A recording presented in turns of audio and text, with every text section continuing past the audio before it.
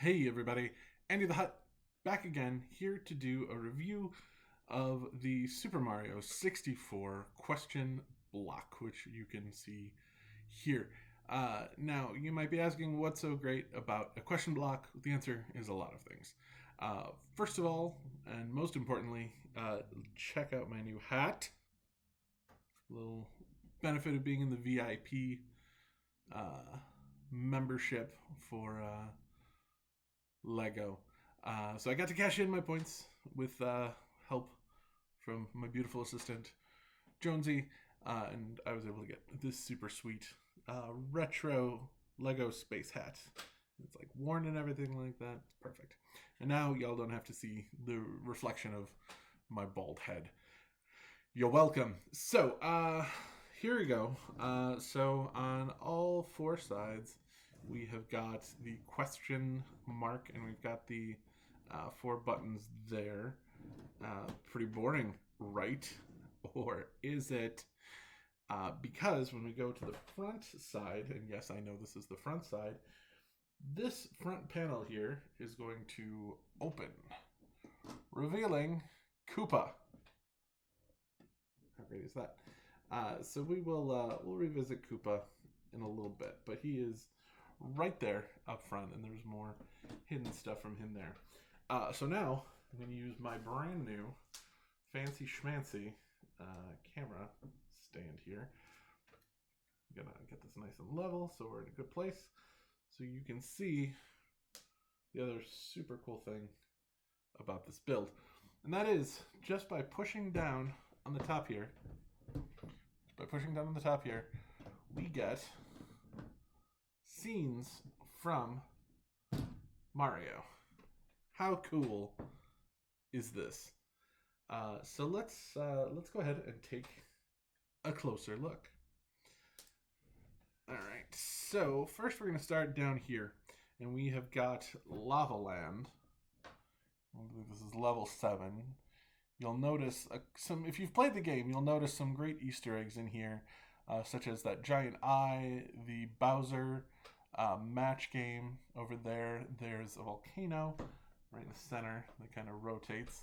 You've got the big bully in the background, and there's even a little star. And that's just a really cool little sunken level. So moving over here, we have the first level of the game. This is the King Bob-omb's Battlefield. I actually just played this game, and it is crazy how accurate this is. So you've got your Chain Chomps, you've got Floating Island, you've got King Bob-omb up at the top. Yeah, it actually is crazy because there's all these different bridges and stuff like that in the game, and here it is in delicious micro scale. So yeah, it's a lot of cool stuff in there.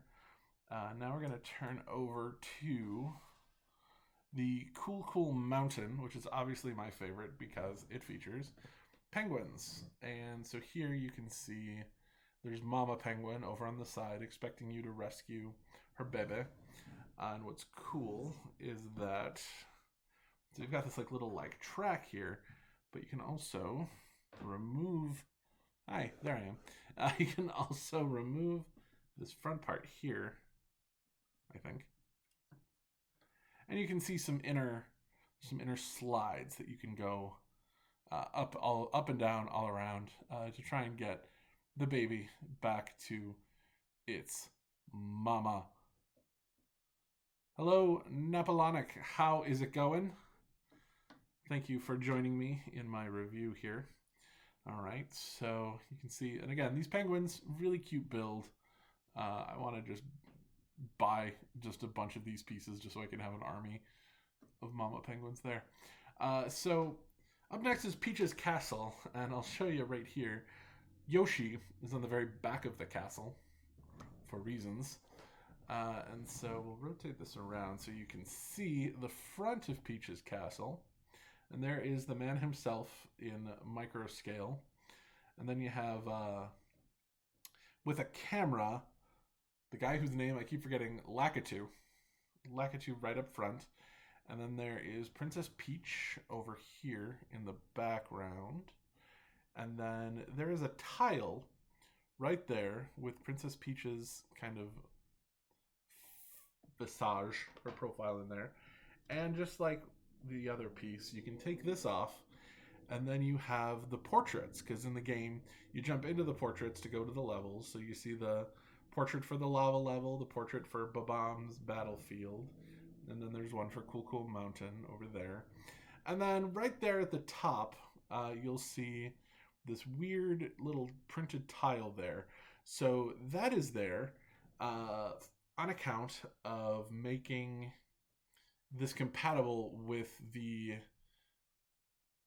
big electronic Mario that you may or may not have seen. I haven't fully understood the point of it yet, but it's a thing, and it works in tangent. It works in connection with this, so you can like find stars throughout this build using that character. Unfortunately, I'm not 100% sure about that. I know the way it works with like the NES system, for example. So yeah, so this just goes right up top, just all flips out, and I gotta be honest, this was such a fun thing to build. Um, like all of this, like just the construction of the cube itself, as well as the 4 different areas, was so much fun. I had such a blast building this thing. It took me like 4 sessions of about an hour 20 each or so, and it was just so much fun. I have not enjoyed a Lego build this much in a very long time. Um, so what you can do at the end is you can just fold this down, fold these guys over, and then just let it go. And it's safe. It's nothing is gonna move, nothing is gonna break. That's it. And then you just bring it right back around. And there it is. Thanks to a bunch of rubber bands inside, we get this really cool thing. So now I'm going to show you one last little cool detail here, and that is Koopa related. So we've got our Koopa who's hidden here, and what we do is we press down on him, and then this pops open, and this is supposed to represent the final battle of the game, in which Mario faces Koopa. So there's a little hook here, and then we've got a little hole right at the bottom, and Koopa just goes right there. And then we take our little micro Mario, and we put him right there. Okay, so he goes right there, and then we just you take him by the tail in the game, and you spin until he falls off and dies. So that's so sad that he dies. But that is like I said, that is the final level of the game, and it's again a great little Easter egg.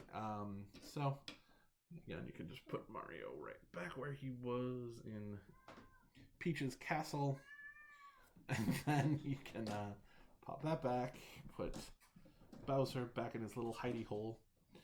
Okay, and then got everything kind of back where it is.